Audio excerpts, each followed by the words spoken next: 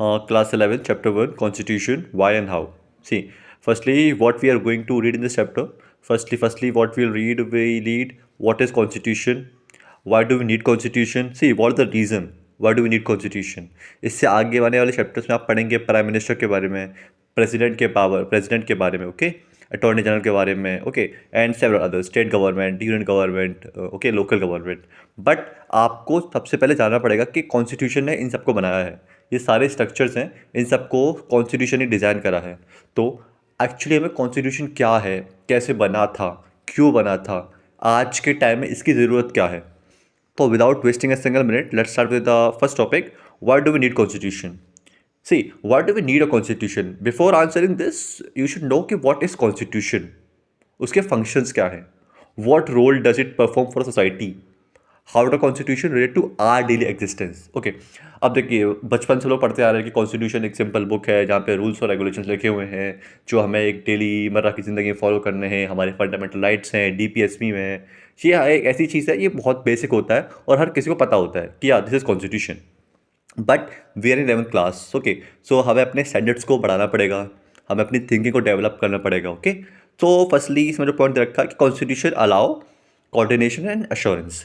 कि जो संविधान होता है वो कहीं ना कहीं आपको एक ऐसा होता है कि कोऑर्डिनेट करने पे और एक अश्योरेंस प्रोवाइड करता है आपको. Assurance in the form of fundamental rights और कोऑर्डिनेशन किसी our country is very dynamic. इसमें बहुत रिलीजन है, ओके, बहुत एथनिसिटीज़ हैं, ओके, और बहुत कास्ट है, क्रीड्स हैं. तो एक ऐसी चीज़ होनी चाहिए जो हम सबको बांधे रखे, वो है actually what is it is constitution, okay. So the first function जो कॉन्स्टिट्यूशन का है, इसमें मेनली पैराग्राफ में कुछ नहीं है. Paragraph you simply read it. बहुत बेसिक पैराग्राफ आपको आपको बहुत एक सिंपल रीड में समझ में आ जाएगा. इसका जो इसका पहला नोट बनेगा, ऐसे पहला नोट बनेगा कि फर्स्ट फंक्शन क्या है संविधान का. See, the first function of constitution is to provide a set of basic rules that allow for a minimal coordination amongst member of society. अब सी, इसमें बेसिक दे रखा है कि see there are several members in society, okay, several religions in society. So उन सबको coordinate करने के लिए, ओके, इन सबको कोऑर्डिनेट करने के लिए बेसिक रूल्स होने चाहिए जो कि कोऑर्डिनेशन प्रोवाइड कर सकें. तो वो काम कौन करता है, वो काम करता है कौन, संविधान. जो पहला फंक्शन है संविधान का वो है कि एक सेट ऑफ रूल्स देना ताकि कोऑर्डिनेशन हो सके एक अच्छे एक पेस पे, okay. Now second is specification of decision making powers, okay. आप हो गया, आपने दे दिया कि ठीक है भाई कोऑर्डिनेशन होगा, बट आपको बताना पड़ेगा कि भाई मतलब किसके पास पावर है, कि कौन मतलब पावर एक्सरसाइज करेगा, कैसे पावर एक्सरसाइज होगी, ओके. तो इसमें सिंपली पैरा है, इसको you can read it, you will go through it, आपको बहुत आसानी समझ में आ जाएगा. इसमें जो सेकंड फंक्शन है कॉन्स्टिट्यूशन का, the second function of constitution is to specify who has a power to make decisions in a society. It decides how the government will be constituted. एक संविधान में मतलब कि सरकार कैसे बनेगी, पार्लियामेंट्री होगी, प्रेसिडेंशियल होगी. अगर पार्लियामेंट्री क्यों होगी, प्रेसिडेंशियल तो प्रेसिडेंशियल कैसे होगी, है ना. तो मतलब डिसीजंस कौन बनाएगा, वोट कैसे डलेंगे, सरकार कैसे बनेगी, ओके. ये सिंपल होता है, ये संविधान प्रोवाइड करवाता है आपको, okay. Now the third function which is very important is limitation on the power of government, okay. अब नाउ हाउ, अब लिमिटेशन, आप गवर्नमेंट की जो पावर है आप उस पर लिमिटेशन दे रहे हैं. एक तरफ आप गवर्नमेंट को पावर देने के बाद हाँ भाई आप पावर को एक्सरसाइज करिए, but on the other hand आप एक लिमिटेशन लगा रहे हैं. तो ये कैसी हाइपोक्रेसी है, ओके, ये कैसी आयरनी है दोस्तों. This is not irony. See, ऐसा नहीं है कि हर गवर्नमेंट लेजिटिमेट हो, कुछ कुछ गवर्नमेंट इलेजिटिमेट मीन से अपनी पावर को एक्सरसाइज करती.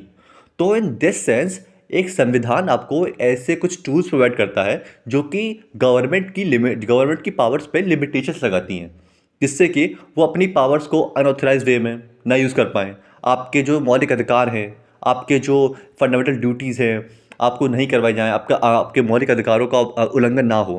तो इस वे में जो थर्ड फंक्शन है संविधान का वो है, the third function of a constitution is to set some limits on the government can impose on the citizens.